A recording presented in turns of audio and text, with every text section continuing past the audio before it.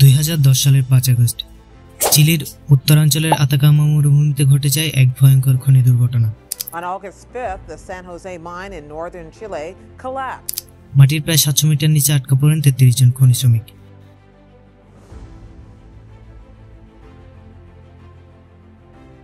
বেঁচে থাকার সব আশা যখন শেষ, তখন শুরু হয় ইতিহাসের অন্যতম এক সবচেয়ে সাহসিকতাপূর্ণ উদ্ধার মিশন।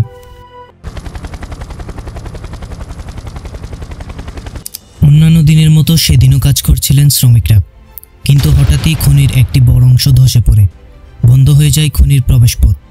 মাটির গভীরে আটকা পড়েন শ্রমিকরা। তাদের উপরে ছিল প্রায় 7 লক্ষ টন পাথরের স্তূপ।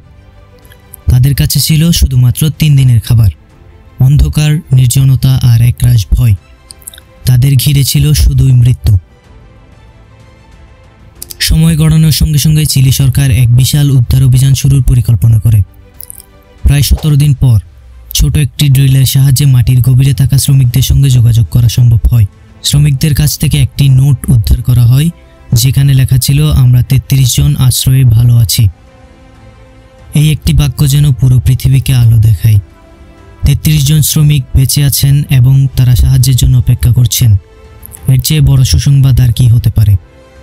এবার তাদের উদ্ধারের পালা। খনির গভীরতা প্রায় 700 মিটার, আর ধসে পড়া পাথরের স্তূপ যেন এক বিশাল প্রাচীর। এর মধ্য থেকে শ্রমিকদের তুলে আনা ছিল এক অসম্ভব চ্যালেঞ্জ। চিলি সরকার আন্তর্জাতিক বিশেষজ্ঞদের নিয়ে পরিকল্পনা শুরু করে। উদ্ধারের জন্য তৈরি করা হয় একটি ক্যাপসুল আকৃতির ধাতব পাত্র, যার নাম দেওয়া হয় ফিনিক্স ক্যাপসুল।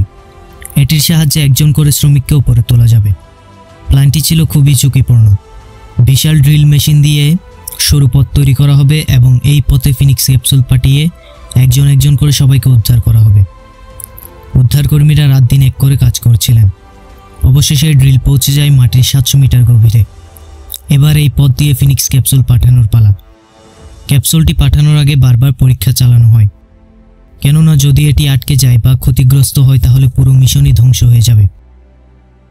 13 অক্টোবর মধ্যরাত, শ্রমিকরা আটকা পড়ার 69তম দিন। টিভির সামনে বসে অপেক্ষায় পুরো বিশ্ব। মাটির গভীরে পাঠানো ফিনিক্স ক্যাপসুল এখনো ফিরে আসেনি। উদ্ধারকর্মীরা অধীর আগ্রহে অপেক্ষা করছেন তাদের প্রথম সাফল্যের জন্য। 1 মিনিট, 2 মিনিট, 3 মিনিট, প্রতিটি মিনিটই যেন ঘন্টার মতো দীর্ঘ। অবশেষে রাত 12:11 প্রথম শ্রমিক ফ্লোরেন্সিও খনির গভীরে থেকে উপরে উঠে আসেন। উদ্ধারকর্মী সহ উচ্ছ্বাসে ফেটে পড়েন বাকি সবাই।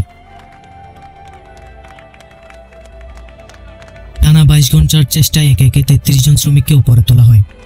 রচিত হয় মানব ইতিহাসের অন্যতম এক বিজয়ের গল্প। এ গল্প অসম্ভবকে সম্ভব করার।